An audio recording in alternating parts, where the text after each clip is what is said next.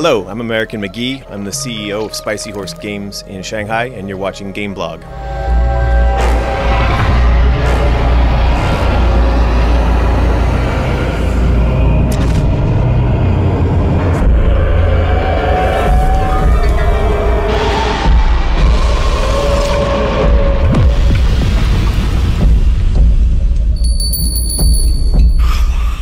So the story of Alice Madness Returns actually picks up after the events of the first game, which was American McGee's Alice, which we released almost 11 years ago. And in that game, it was a story about Alice who basically had come out of the books and had suffered through the death of her family in this horrific fire, and then was institutionalized in an insane asylum and had to fight her way out of insanity by using Wonderland as a tool to go in and essentially fight against these emotional demons that had been brought into her mind because of this horrific event.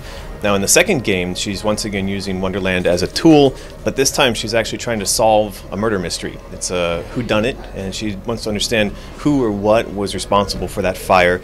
And so this time we find her on the streets of London, traveling around and interacting with many of the characters that are pivotal in that story, but then also, of course, going back into Wonderland and trying to piece together the events of that night by collecting memories from that event.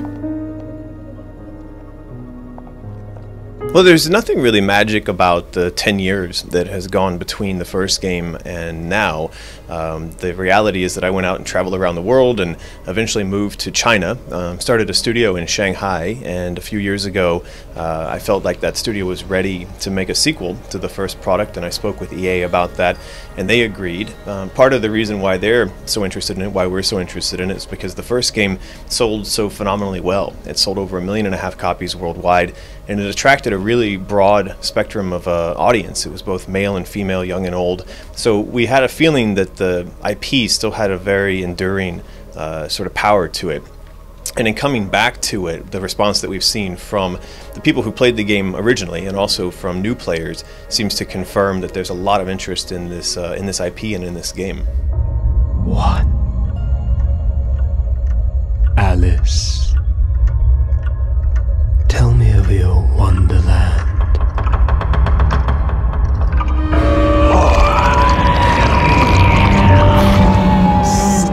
So we had 10 years since the release of the first game in which to listen to feedback from the consumers about what they loved about the game and what they thought could have been improved about the game. While we wanted to make a lot of improvements, especially to those things where people felt like the game could have been better the first time around, we also wanted to be very careful not to be too clever and to create a game that was too dissimilar, too far away from the original, because there was definitely a formula in the original that worked quite well.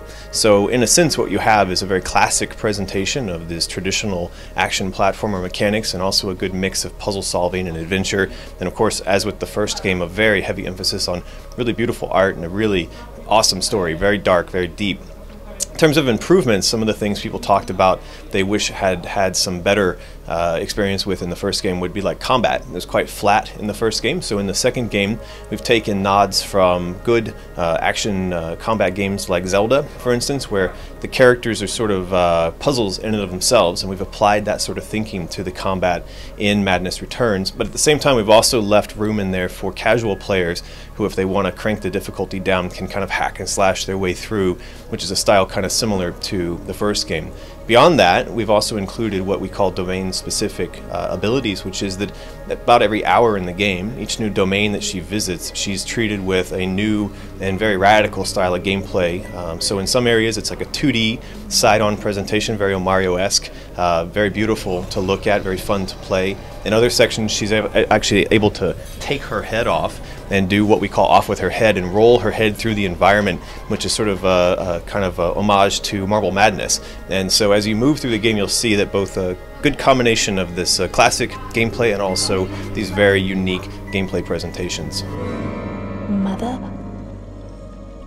Yeah, I mean, we knew that there was a sequel possible when we finished the first game, but it really wasn't until we knew that we were going to start working on the second one, which was about 2 years ago, that we started to really think about how we were going to present that. And we needed to take into account where the technology had gone, where players had gone, where game design had gone, and kind of blend all that in with what we thought was the audience expectation about the kind of product that they would expect to follow the original. In many ways, the game we ended up making could live a year after the release of the first one, because we didn't want to go too far away from the first game in terms of art and story and presentation. So, but at the same time, there's a lot of very modern features in there technologically. Things like she's got really cool advanced hair technology now and dressed, cloth technology. But at the same time, that's that core is still there. Yeah, the Burton film comes up quite a bit, and I think for a lot of people who watched the film, they saw in there many elements that reminded them of the first game that we did. Certainly when I watched it, I could see some pieces that felt quite close to the story that we had created for the first game. But for me personally, the thing that was kind of disappointing about that film was that they didn't spend a lot of time focusing on Alice as a character. Instead, it was sort of this wild ensemble cast, and so much more screen time was given to characters like the Mad Hatter than were given to the Alice character. So I kind of felt like it wasn't really an Alice in Wonderland movie.